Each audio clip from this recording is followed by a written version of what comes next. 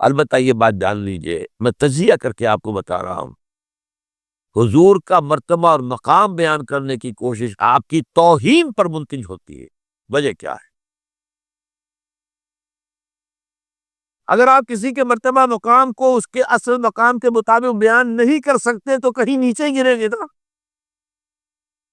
ناممکن ہے کہ حضور کے مرتبہ مقام کو ہم بیان کر سکیں۔ سیدھی سی بات ہے، کسی ڈاکٹر کا کیا مقام ہے اپنے فن میں، وہ ڈاکٹر ہی سمجھ سکتا ہے نا۔ کسی انجینئر کا کیا مقام ہے اپنے فن میں، کوئی انجینئر ہی سمجھے گا نا۔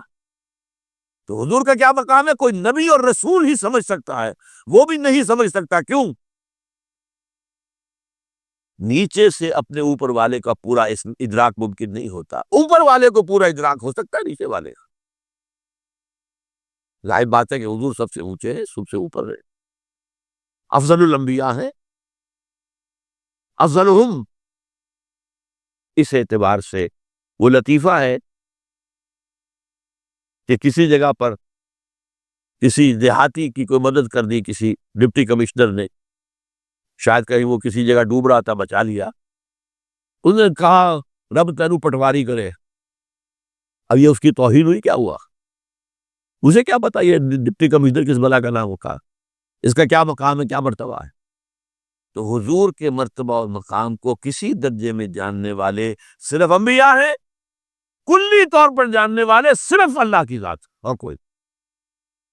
آپ بیان کریں گے تو کہیں نہ کہیں نیچے رہ جائیں گے۔ آپ کو کیا پتا، یہ جو آپ فرماتے ہیں کہ میں اپنے رب کے پاس رات گزارتا ہوں، ابھی تو عند ربی وہ یطعمنی و یسقین، وہ مجھے کھلاتا ہے پلاتا ہے، میں اور آپ سمجھ سکتے ہیں کچھ؟ شب معراج میں جو مشاہدات ہوئے ہم سمجھ سکتے ہیں؟ لقد رأى من آیات ربہ الکبریٰ، بس ختم۔ اذ یغشی السدرۃ ما یغشی، جبکہ اس بیری کے درخت کو ڈھانپے ہوئے تھا، جو ڈھانپے ہوئے تھا تم نہیں جان سکتے کیا ڈھانپے ہوئے تھا۔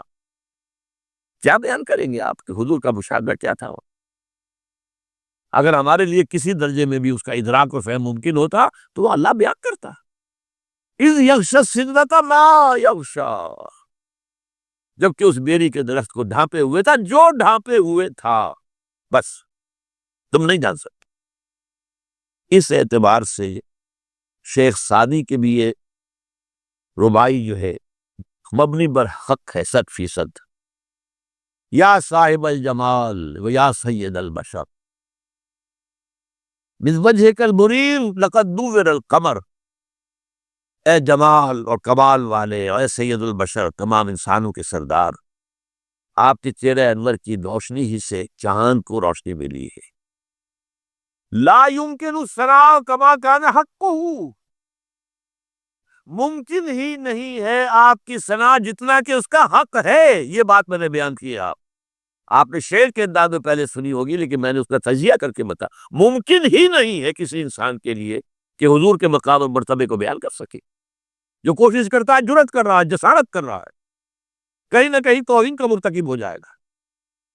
ہاں، بحیثیت بشر ہم پہچان سکتے ہیں حضور باپ کیسے تھے، حضور شوہر کیسے تھے،